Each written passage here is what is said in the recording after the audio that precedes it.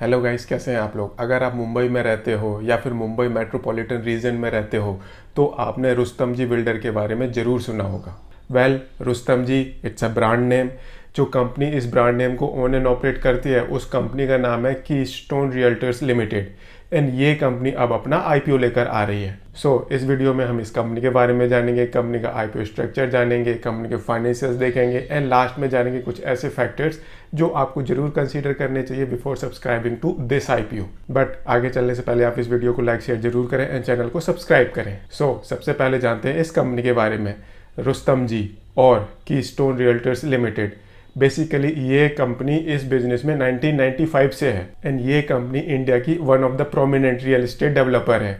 ये company affordable buildings, luxury buildings, shopping malls, retails outlet, office space जैसे projects को execute करती है। अब जिस फील्ड में ये कंपनी ऑपरेट करती है वहाँ पर लैंड कॉस्ट ये एक काफ़ी इंपॉर्टेंट फैक्टर प्ले करता है। इकलौती लैंड कॉस्ट ये आपका पूरा बजट बिगाड़ सकती है। इस पर्टिकुलर इशू को ये कंपनी किस तरह से डील करती है, ये कंपनी बेसिकली जो लैंड ओनर्स होते हैं उनके साथ मिलकर प्रोजेक्ट एग्जीक्यूट करती है एंड इसी वजह से ये कंपनी काफ़ी बड़े अमाउंट का कैश फ्लो सेव कर लेती है एंड कॉस्ट भी सेव हो जाती है। टिल जून 2022 इस कंपनी ने 32 प्रोजेक्ट ये ऑलरेडी कंप्लीट किए हुए हैं, 12 प्रोजेक्ट्स ऑनगोइंग है एंड 21 प्रोजेक्ट्स ये पाइपलाइन में है। अभी तक इस कंपनी ने मोर देन 280 बिल्डिंग्स बनाई हुई हैं जिसके अंदर 14,000 से ज़्यादा फैमिलीज रहती हैं। नॉर्मली जब भी ये कंपनी कोई प्रोजेक्ट लॉन्च करती है तो जो लॉन्च डेट होती है वहीं पर वो प्रोजेक्ट 35% बिक जाता है।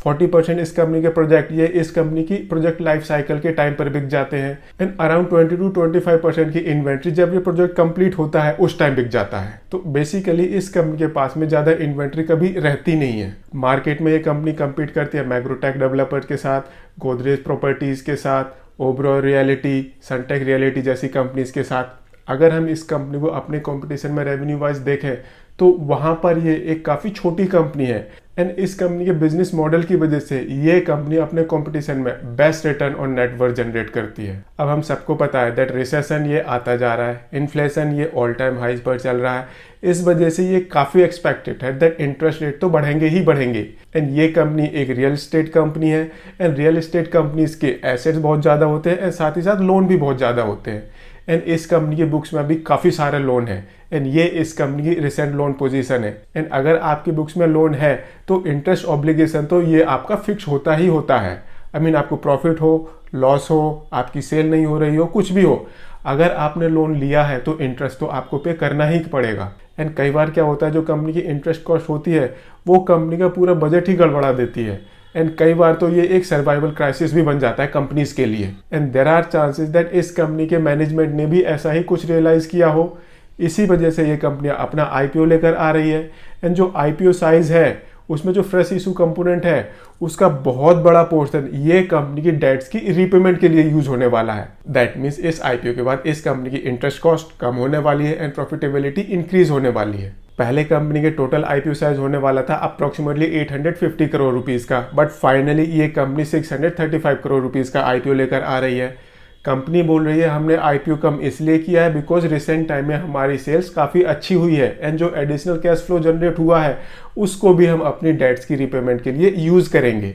तो इस कंपनी ने अपना आईपीओ साइज रिड्यूस कर दिया है एंड जो 635 करोड़ रुपीस का आईपीओ है उसमें से 560 करोड़ रुपीस का फ्रेश इशू है एंड 75 करोड़ रुपीस का ऑफर फॉर सेल है। 14 नवंबर को इस कंपनी का आईपीओ ओपन होगा, 16 नवंबर को आईपीओ क्लोज हो जाएगा एंड 24 नवंबर को इस कंपनी की बोथ बीएसई एंड एनएससी में लिस्टिंग होने वाली है। 514 रुपीज से 541 रुपीज का प्राइस बैंड है एंड 27 शेयर का लॉट साइज है। इस हिसाब से आपकी मिनिमम इन्वेस्टमेंट होगी 14,607 रुपीज की।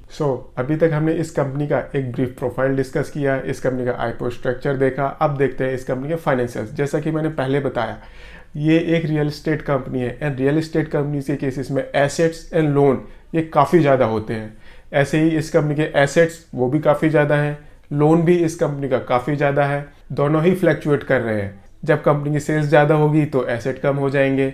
ऐसे ही अगर कंपनी कंस्ट्रक्शन कर रही तो इस कंपनी को लोन लेना पड़ता है तो उस कंपनी का लोन ज़्यादा हो जाता है। तो यहाँ पर ये लोन एंड एसेट्स का फ्लक्चुएशन ये थोड़ा सा जस्टिफाइड है। ऐसे ही इस तरह की कंपनीज की सेल्स भी होती है, कभी सेल्स ज़्यादा हो जाती है, कभी सेल्स कम होती है एंड ये इस कंपनी की सेल्स पोजीशन है वो भी फ्लक्चुएटिंग है बट वो जस्टिफाइबल है। इस कंपनी के ऑपरेटिंग मार्जिन्स काफ़ी हेल्दी है, इस कंपनी का प्रॉफिट वो कंटिन्यूसली पॉजिटिव है, that means it's a profit making company. हालांकि प्रॉफिट इतना ज़्यादा नहीं है, बट अगर हम इस कंपनी का ऑपरेटिंग कैश देखते हैं तो वहाँ पर हमें इस कंपनी के साइज़ के हिसाब से, इस कंपनी की सेल्स के हिसाब से काफ़ी अच्छी पिक्चर नज़र आती है। एंड माइंड इट, कंपनी की सर्वाइवल के लिए प्रॉफिट ज़्यादा इंपॉर्टेंट नहीं होता, ऑपरेटिंग कैश फ्लो ज़्यादा इंपॉर्टेंट होता है। बिकॉज अगर कोई कंपनी अपने ऑपरेशंस में पॉजिटिव कैश जनरेट करते आ रही है, then there are chances that वो कंपनी काफ़ी लंबे टाइम तक सर्वाइव तो करेगी ही करेगी। नाउ क्वेश्चन आता है, क्या आपको इस आईपीओ को सब्सक्राइब करना चाहिए या नहीं? See, this is your personal decision and use it wisely. But हमको कुछ कॉमन फैक्टर्स जरूर कंसिडर करने चाहिए, जैसे कि जो करंट मार्केट सिचुएशन है वहाँ पर अक्रॉस द ग्लोब आप कोई भी मार्केट देख लो, सबकी सब नीचे जा रही हैं। इंडियन मार्केट ये अभी भी स्टेबल है, हालांकि पिछले 1-2 दिन से इसने थोड़ा सा नीचे जाना शुरू किया है।